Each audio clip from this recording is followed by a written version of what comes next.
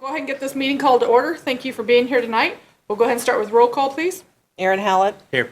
Paul Kaufman. Here. Ashley Jones. Here. Billy King. Here. Ruth Johnson. Here. Bill Lowe and Kim York's absent. Okay, if you'll join me in the Pledge of Allegiance, please.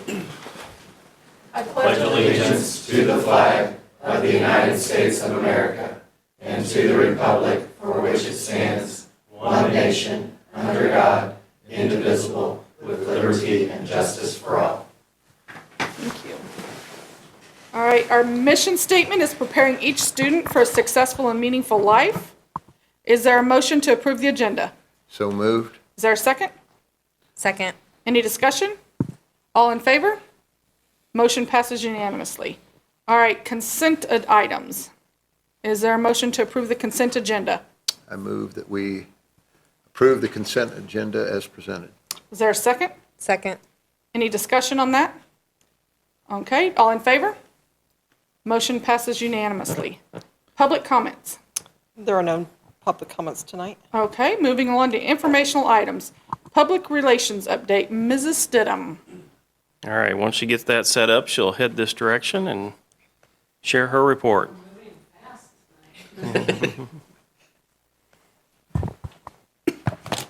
Well, I'm happy to be here to share my annual update with you. And the program purpose is outlined in the slides. It's the same as it's been in the past years. Informing and providing ways to participate in decision-making and activities of the district. I'm going to share some of the results from the annual staff patron survey. The communication indicator that showed the greatest improvement in the survey was communication about student progress in school. In a year that many of the survey indicators were down a little bit, this was a significant improvement, and it's really the result of efforts across the district, from the classroom, the school, and the district level. The technology department and school secretaries help parents learn how to log in and check their students' grades. Another indicator that I report on each year is the quality of communication coming from the district. You can see the history there, and the responses have stayed steady in this area. This is something we always work to improve and provide the information that our stakeholders want and need. This shows the score on district efforts to report plans and progress to patrons. Although it dipped slightly, it was in the top 10 highest scoring indicators on the survey this year. It continues to be an area of emphasis for us, and we attribute the strength in this area to the efforts that we have to include staff and patrons in major planning initiatives. This slide shows some of the communication-related indicators that had scores of 3.9 or higher, and after each one you'll see the 2019 result followed by the 2018 result for comparison.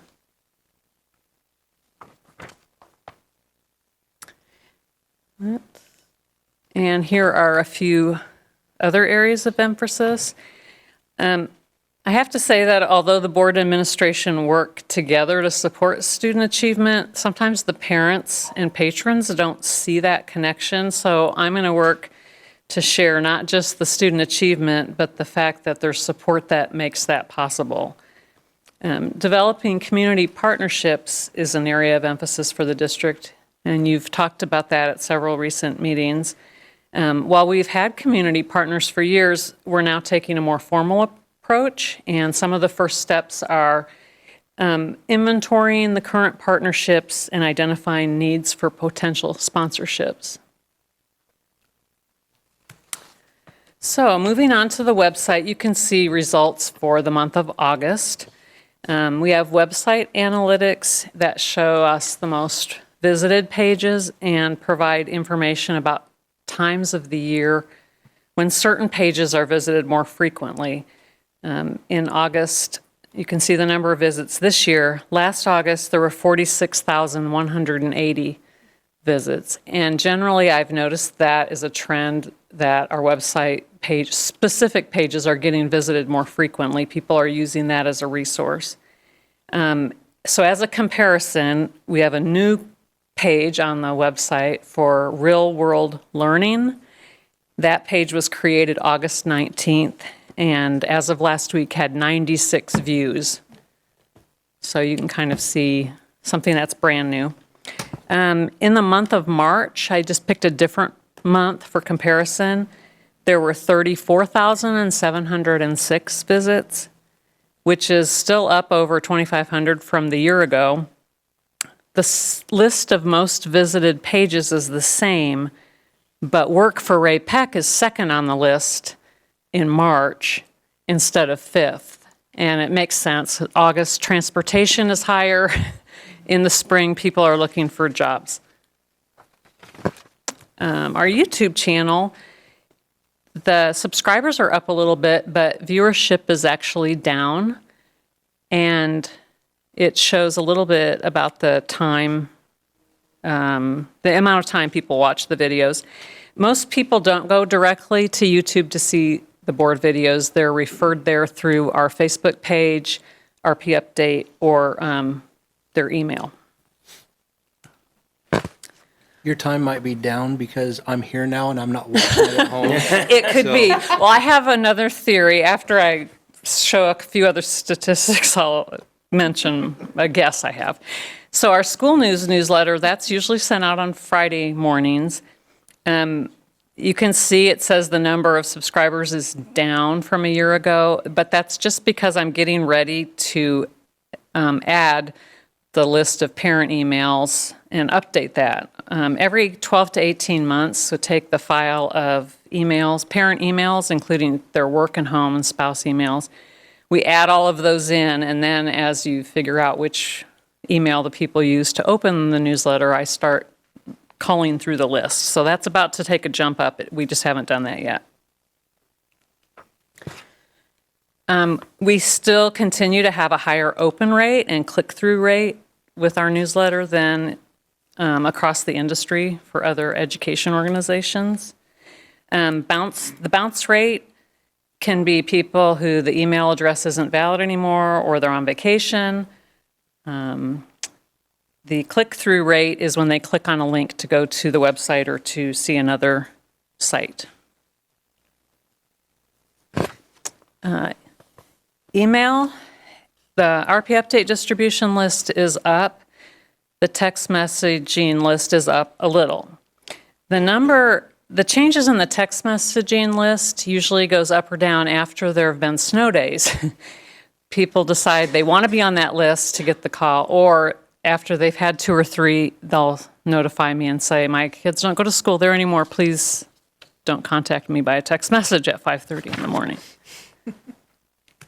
Facebook and Twitter are both up, have taken pretty good jumps this past year. And this leads me to my theory that I was mentioning to Billy. Because of the snow days and other things like that happened this past year, a lot of our social media, the text messaging, all took jumps up. But the board meetings have been relatively calm and non-controversial, and so the YouTube viewership is down. They want that immediate. That's kind of my observation. When the meetings have maybe a little bit more controversial content, more people are trying to tune into that. So that shows. I would add to that. I think you're right in that with the social media, you send out highlight or big news items out of even board meetings, and people know they're going to be able to access it that way, and it's just easier than. Yeah, they don't necessarily want to spend 2 hours watching it, but sometimes they will if the topic warrants it. Just a fun fact, I guess, about Facebook, that's our way to keep in touch with moms. Our audience is primarily women and between the ages of 35 and 44. That's also the age bracket that comments the most and likes the most and shares the most. But our Facebook audience is starting to age a little, so if you do hear kids telling you Facebook's for old people, well, Facebook is getting to be for older people, not old, but that audience. Last year, the group between 35 and 44 was 30%, and now some of them have moved into the next age bracket.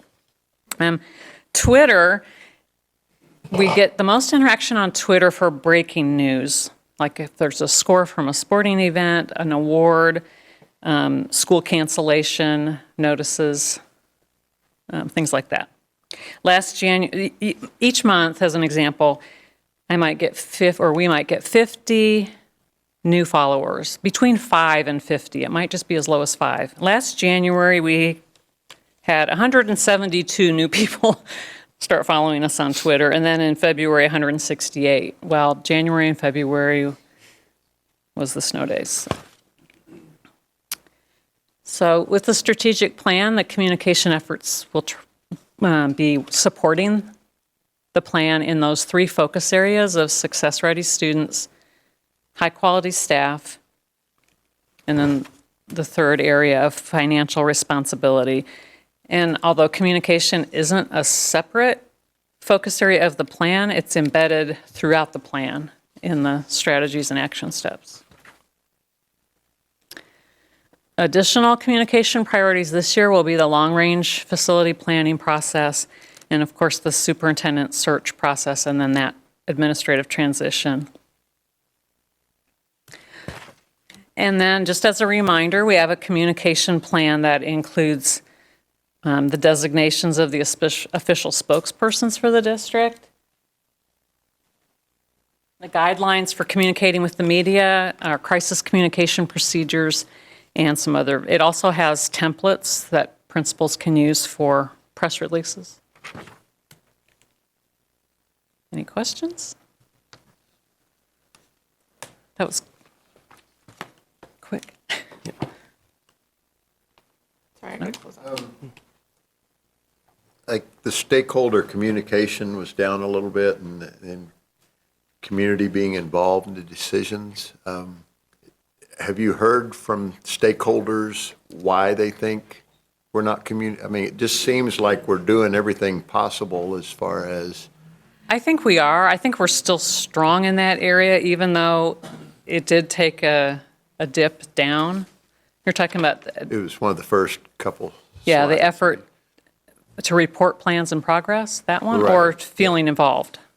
One see. was involved community in decisions, and one was just. Oh, efforts to involve the community in decision-making? Right. Even though that I did think go, part of that was in 2018, we had such a ramped up effort related to the Prop RP that people just felt like because they were being told about Prop RP, they were being told more about the district in total. So we don't necessarily have those big ticket items to talk about every year. And so that could impact it some to why it might go up or down in a given year. I think there's a lot of truth to that. If they see people coming to meetings and a lot of publicity, if you will, about a major initiative, well then if it's a little quieter the next year, maybe it doesn't seem like they're quite as involved. But it's still a Yeah, think I I will could predict score. that this spring when we're out talking about long-range facility planning and getting input New from that, school. we'll see the response rate go back up again, Yeah. more than likely. I agree. I'm curious as to when you guys sent out an email and you retrieved the analytics on, was it open, did it bounce back? Is that something do we have to use a third party for that, or is that done in-house? It's done in-house, so a third party might be, have more experience at doing it, but like the website has analytics built Sure. into it. But even, I mean, just the Like emails, Google when you Analytics. send out like a mass email and. Well, and that's an interesting question because of the way, like the RP Update email. Right. When we first started using RP Update was really before, basically I created a manual list. And now I have multiple lists through the website, through Textcaster. So when I send out RP Update, it's really being sent out through several different Sure. products, if you will. So the one original list, I still manually clean that list and look at that list. I But just some know of the what- others, I know what businesses pay to get that information, and if we're able to do that in-house and not have to pay somebody Yeah. for those analytics, that's awesome. when we started, I used to keep track of how quickly employees opened it. Like I would see if they were opening it within the first day or two or the first week. Because I think there is a certain expectation if your district, your employer is sending out communication that you, as an employee, should be reading it. Right. I don't have time to quite go into that, just that No. one group, I but just know whenever, I mean, if you're getting flooded with emails coming in, catchphrases or something like that, when you change that, is that going to trigger somebody to open that and not throw it in my, yes. Unfortunately, one of the higher opening subject lines is sympathy notice. Those have a higher open rate, as do school cancellations. There's several that Yep. would trigger more people to open it rather than to leave it unopened or throw it away. Anything else? Right, thank you. All right, Dr. Pettengill with Facilities and Grounds. Mr. Scott Dobson instead. Welcome. Good evening. Thank you for allowing me to present here. Awesome. All right. Well, first off, good evening. Thank you. This will be the update for grounds and buildings and grounds facilities kind of as a whole.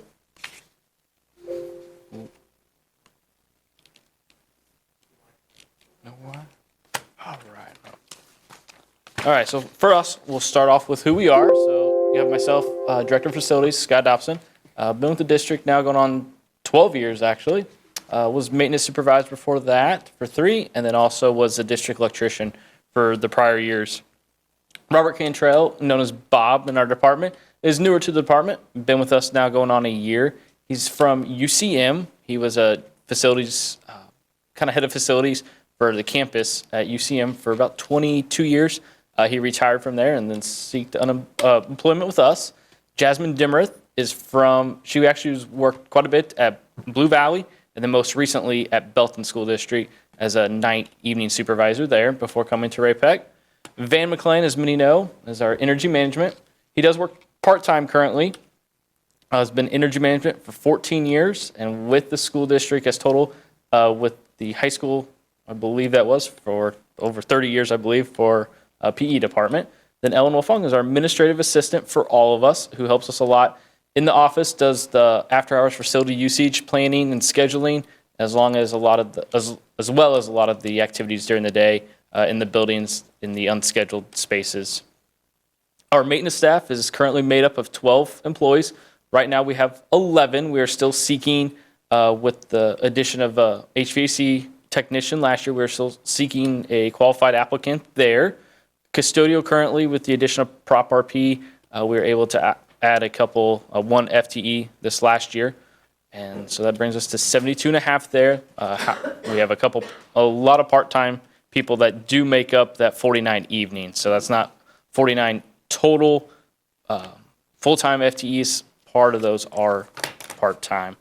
The warehouse has 3. One is a mail clerk. One is a full-time warehouse person that checking in packages, pulling orders, and shipping that out to the buildings. And then we also count George Pitts, who is our custodial trainer, who offices out of the warehouse as well. Again, I think the most important part here of our slide is our mission statement. It's what we do try to build our department off of and refer back to quite frequently. Mission statement of the Building and Grounds Department is to provide a safe and clean, healthy learning environment for students and staff and community through well-trained personnel utilizing best practices to achieve customer satisfaction and excellent facilities. I think some program highlights. We have quite a few, but we'll try to narrow it down. Again, we manage right about 1.1, little under 1.1 million square feet when you take into consideration the locker room facilities, a lot of the concession facilities, and some of the additional facilities at the East Middle School. We maintain about 165 groomed acres. That is not including the property that is out the East Middle School that is not manicured by us, and also some of the property on Prairie Lane and whatnot. That is just what's mowed weekly, per se, and then what's in landscape beds and things like that in front of the schools. A big increase has been our work order load. I think we'll look back first at the 16-17, our last program review. We did right about 2,680 work orders. We are up to a little over 3,300 and a little over 3,400 currently this year. And I pulled the data actually on Monday. We are looking way ahead of that even for this coming year. So that's quite unique. Rooftop units, we choose to try to do as many in-house as we possibly can. That 16 total has been done over the last 14 months or so. We did 5 ourselves, the Buildings and Ground Department, did 5 at Becure Elementary in-house, and then we did 6 at Academy next door, and then we also did 5 last summer at the high school to finish off some of the additional rooftop units there from the remodel. A big thing is in-house support of construction projects. That's kind of just help overseeing our capital projects is the bulk of that workload. A big custodial project this summer and maintenance project was the new carpet at Timber Creek, which was very well and received this way so far from the staff coming in the building. We've had many compliments on that. That did involve a lot of furniture moving, emptying out the entire building, making room, have to remove all the old carpet. Then we did about 28,000 square foot of carpet there this summer alone. Also, the gym remodels at the high school and the South Middle School, repainting there, a lot of high dusting. We spent about 2.5 weeks with custodial staff doing high dusting throughout the rafters, the ductwork, things like that up on scissor lifts. So that was quite an involved, dusty mess this summer per se. A big one was the custodial department this year used right at about 900 gallons of floor wax between all the district-wide. Refinishing floors. The introduction, some kind of newer stuff that we are really excited about this coming year. The introduction, we did through 3 electrostatic cleaning machines, which are basically, for lack of better terms, it's kind of like a Clorox hand wipe, essentially, but we put that in a machine that is spraying out similar to a powder coating method, to where the ion that is leaving is electrically charged, and it wraps around a device 360. So it's very, very cool to see. Like, you could spray the top of a desk, and then we put test strips even on like the bottom side. So as you spray that, even though you're spraying just directly at the top, it wraps 360 degrees around. So it's extremely impressive, extremely quick. An average custodian, we can do a room in about 3 minutes. So we're able during the cold and flu season, a big thing this year, this last summer, or last winter that was, we were able to spray classrooms. There's no downtime. It's only about a 60-second downtime in the classroom. So when they're at lunch, if we have high outbreaks of flu or cold in a classroom, we can go in during the lunch period, spray a whole room down in no time. We can actually spray pretty much a whole grade level down, whether at lunch, specials, things like that to help combat that. We are working, obviously 1 year isn't a fair comparison. We are working with HR and also some of the building nurses, and Nurse Johnson through the head nurse, to grab kind of attendance reports, trying to see if we think we had any impact. It's pretty hard to determine whether this is a sole impact in that, but we are going to kind of collect some data and just kind of see if there's some trends, especially by the building. We are purchasing some more of those this coming year because it was in high need last year. Oversight of capital projects, obviously with the addition of Prop RP money, we are able to expand our capital projects to right over $2 million annually now, which is amazing, helping us catch up on a lot of projects and do a lot of additional projects inside schools and hit more sites.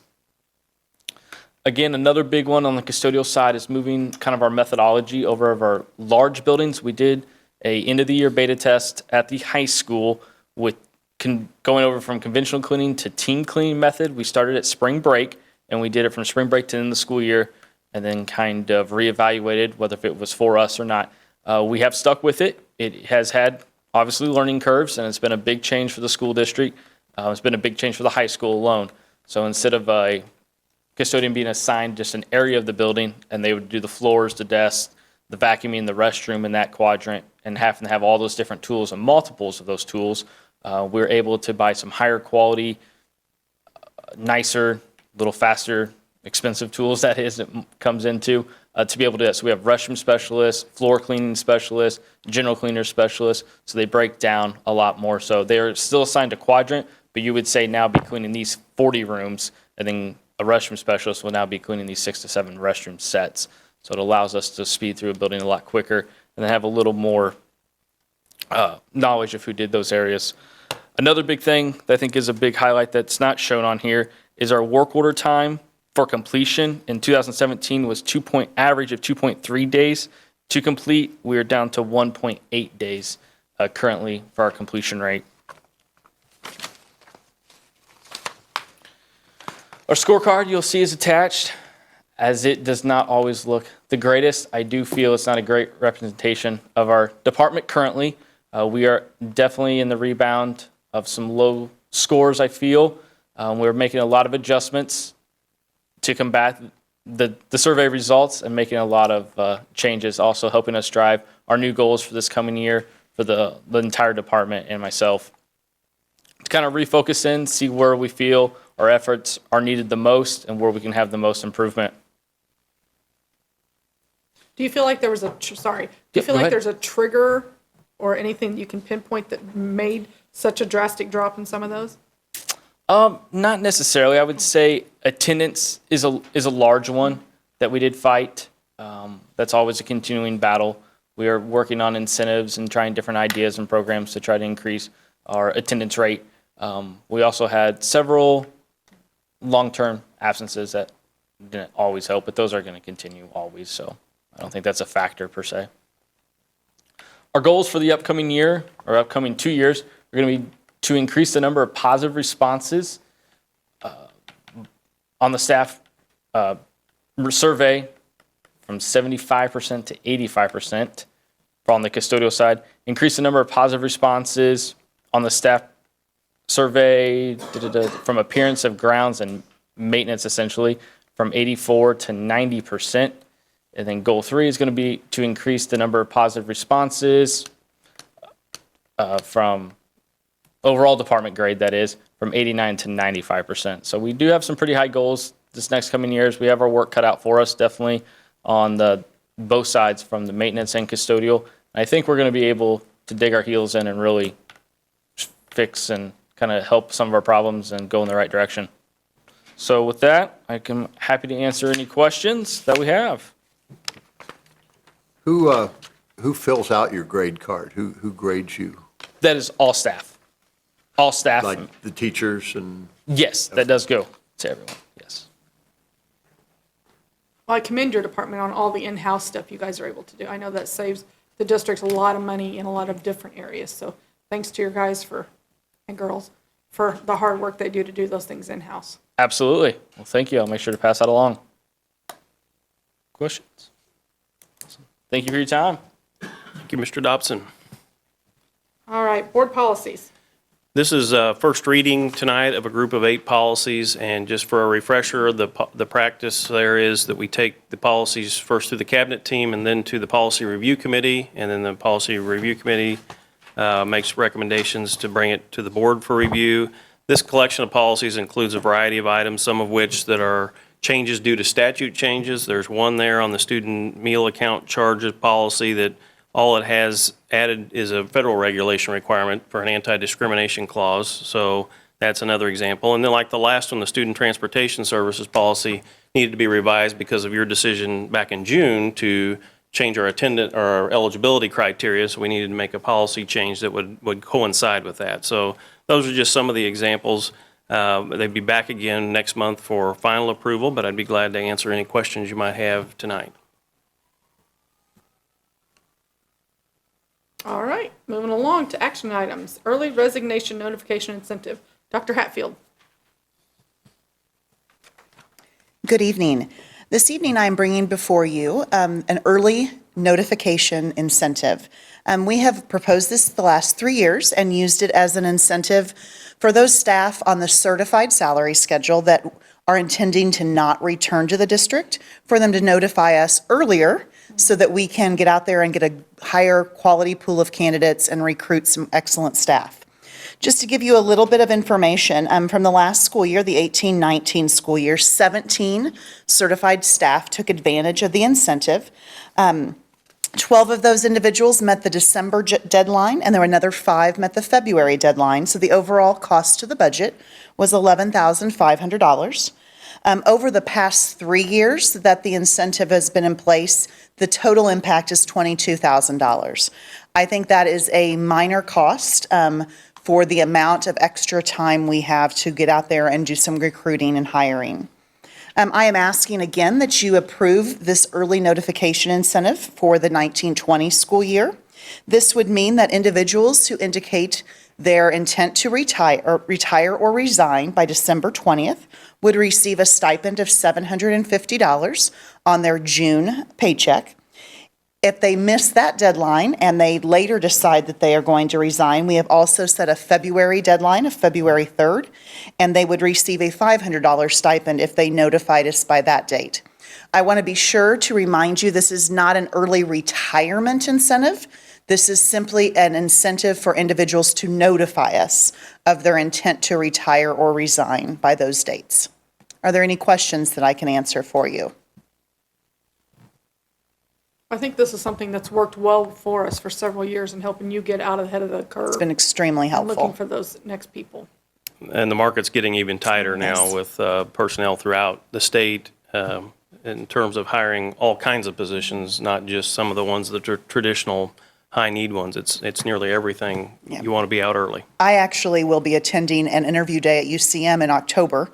I'm already hoping to recruit some individuals, and we do have a teacher currently hired under critical shortage. So we already know today that we need a special education teacher for next year. So that hiring will begin very quickly. All right, is there a motion? I move that we approve the early resignation notification incentive as presented. Is there a second? Second. Any other discussion? Seeing none, all in favor? Motion passes unanimously. Thank you. Dr. Hatfield. Okay, on to the MCC grant partnership. Dr. Monses. So this information was added fairly late to the agenda as far as the background information because we were waiting on our potential partners here, and it's kind of an exciting opportunity in our minds. Metropolitan Community College reached out to us in late July, and I think we were included with a wide range of school districts. They were looking for a potential partner district for advanced machining type program. And they are in the process of writing a grant to the National Science Foundation to support expanding their program to a more remote location. So as it is right now, they have students, high school students, even from the more of the north part of the metro, go on to their business and technology campus to take these same courses, but it's really too far for our students to be able to access. And they were looking for somebody a little further away to be a potential partner for this grant opportunity. And so I just responded that we would be interested, and that led to further conversations and a site visit. And so they really enjoyed meeting Mr. Hatfield, and he talks the same language that the instructor that's working this together, putting this grant application together does about machining and that type of thing.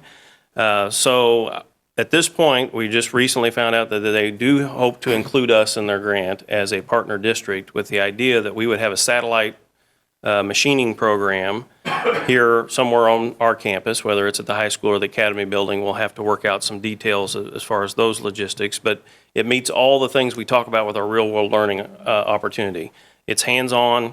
The students have the potential to earn college credit while they're in the program, which is a very nice feature. And so that it just kind of articulates right on up. If they want to do a year after high school, they can get even more certificates through MCC. Or they get the opportunity as part of this program, if we're selected and the grant is funded and we're partnering with them, to do an internship as well. And the interesting or good news part of that is right now MCC has more business partners with internship opportunities than they have students to fill them. So the demand is definitely there, and a great pipeline for our students to go right to work out of high school if that's what they choose to do. So there are a lot of hurdles that need to happen between now and next year, but this is the early step in this process. They were looking for a partner district. We raised our hands, and I think they want to work with us on this. It may be April or May before we find out for sure about the grant, but in the meantime, we can do all the planning and preparation work. This is good enough opportunity that even if the grant's not funded, we might want to talk about doing it anyway, just because of how well it fits in line with some of the things we've been talking about.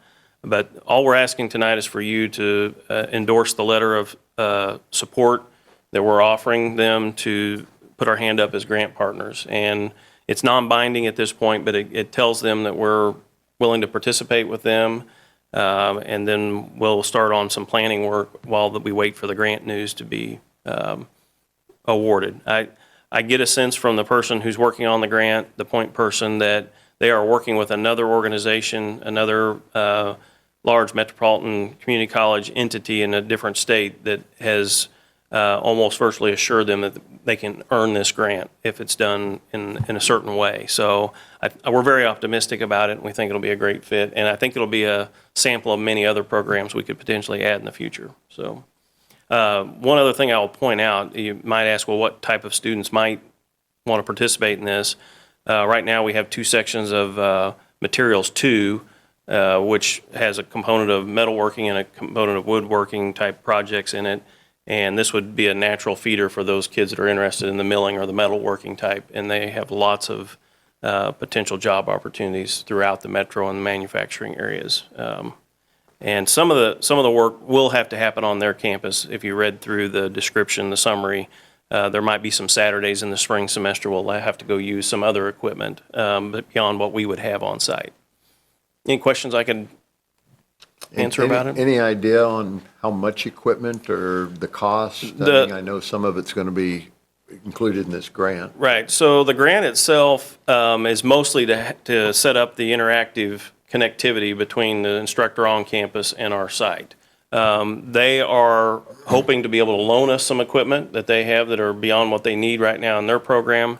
And I put a note in here that our vocational enhancement grants could cover 75% of the cost. Right. So just to give you a sense, the most expensive piece of machinery that they work on might be a $30,000 machine.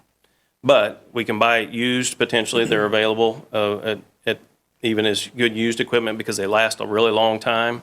And or we can get 75% reimbursement. So we will almost certainly do a vocational enhancement grant to add several pieces of equipment, just like we've done for our business program and our Project Lead the Way programs. Also mentioned in here space. Yes. I mean, are we going to have to move some equipment out, or do we need? We will have to have some discussions about where does it make the most sense. And between the high school, setup and or the academy, we've got some room, space available potentially in the academy. So that'll have to be part of the planning discussion that we have as we're working on this. Realistically, this is not a 50-kid type program. This is a small group.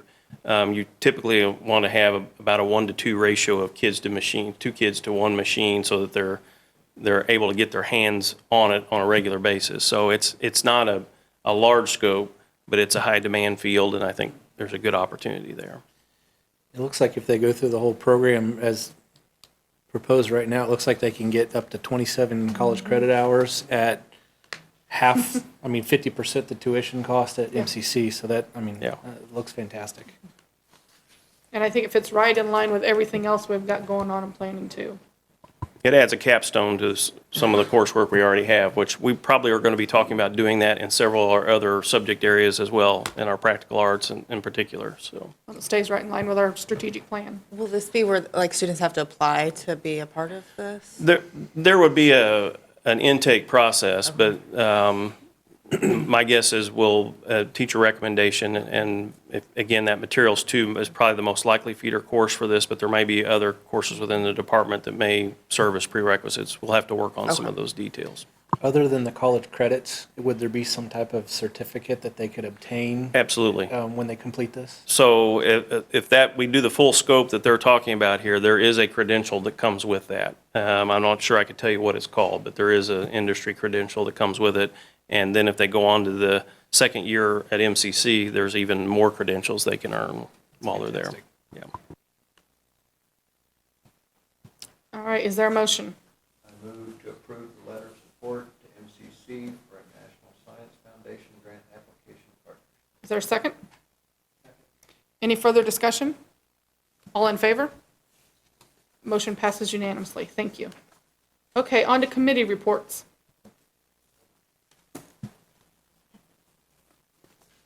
We had our wellness meeting. Microphone.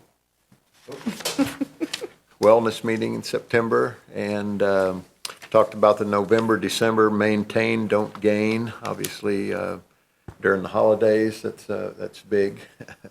And then in January, February, we'll start the hydration challenge again. And then we're looking for dates for the all-staff workout, maybe on the football field or something here this fall. So those are the things that we went through. Also, Water Wednesdays, just encouraging people to hydrate, and Fresh Fruit Fridays, which the dietary department's going to supply the fresh fruit. And we started our walking challenge this week, so. Yep. Okay, well, the long-range facility plan had their first meeting. It was really just kind of a, here's what we're going to do, so there wasn't a whole lot from that one. Team Ray-Pec had their first meeting, just kind of a welcome back, revisiting what they did last year, getting ready for this next year. And the Innovation Committee, there was a couple of us there yesterday. They've got a lot on their plate this year that they're going to tackle. They're going to look at real-world learning, the middle school schedule, and the 5-year tech plan. So, We got homework at that yeah, meeting. we got homework at that meeting. So, but that's, I think a lot of exciting things will come out of that committee this year. So it's a lot of good work they're going to be doing this year. Anybody else? Yeah, we had mental health task force last week. We went over a lot of information. I don't know if I will be able to cover all of what we went over in that short amount of time, but signs of suicide training is coming up. The first one is tomorrow at South Middle School, and then next Friday at East Middle School, and then there's dates in June or in November for 2 dates in November for the high school. Christy Ferris from Ray-Pec Academy came over and talked with us about just the great things that they're doing over there and how the program's really coming together, how they're building relationships with the students and really putting in some great practices in the building, and that the students, they're being really strict with the way, not strict, but they're holding students accountable, and they're having procedures in place across the building, and so that seems to be working out really well. The students are really picking up on that. And then I was over the phone, so I didn't get to go do the tour. I was going to say, we did get to go tour the Success Success Academy. And so that is really impressive, what's going on over there, so. Well, as a side note, I attended the parent meeting for the signs of suicide at the high school, and it was very good. The parents that were there, I felt like really got their questions answered, and I thought it was very informative. So that was a great parent meeting, I thought, that you guys did for that. All right, any other? All right, superintendent's report. Well, as you can tell, a lot of the committee work's kicking off, so I appreciate the board's participation in all of that work. We thought I'd update everybody on enrollment. We're sitting today right about 6,480 students, pre-K through 12. And we didn't grow as much this year as last year. We're up about 60 or 70 students, and last year that number was closer to 160. So we're growing, but maybe not quite as much as we did last year. All of our fall activities are off to a great start, so I encourage everybody to go out and watch our kids do things beyond school. That's always fun. One of the next big events is homecoming next Friday night, so invite everybody out to the stadium for that. Park Hill's our opponent. And when you add it all together with the band and the football and the cheerleaders and the dance and the kids that help manage and all that, it's probably close to 400 kids participating on a Friday night. So it's pretty exciting. And the foundation will be recognizing some distinguished alumni next Friday as well. The MSBA conference is coming up next week, and I want to thank all the board members for being a part of that, doing presentations and the ones that can go and attend the conference. We also have a teacher-student group going. Mr. Roberts has taken a student or two to showcase the Monarch Way Station outdoor classroom area as a student project. We're looking forward to seeing them down there as well as part of the student showcase. And then today, Dr. Volker and I attended a Kauffman Foundation meeting related to the real-world learning effort that's going on.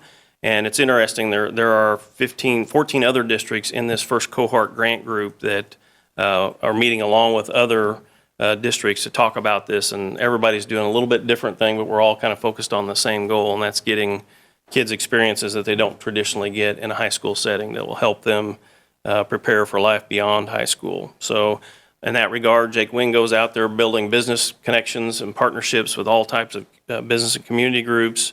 The Innovation Committee, as we mentioned, is going to really focus on that, and we've got a lot of good participation there from stakeholders from across the district. And then there's some upcoming site visits for some of our folks to go look at some of the more creative ideas out there. So we're looking beyond what we're thinking about and seeing what other people are trying to do that has had success in other places. So it's pretty exciting work, and we'll have a report at a work session coming up about where that's going. So thank you. All right, Board of Education comments.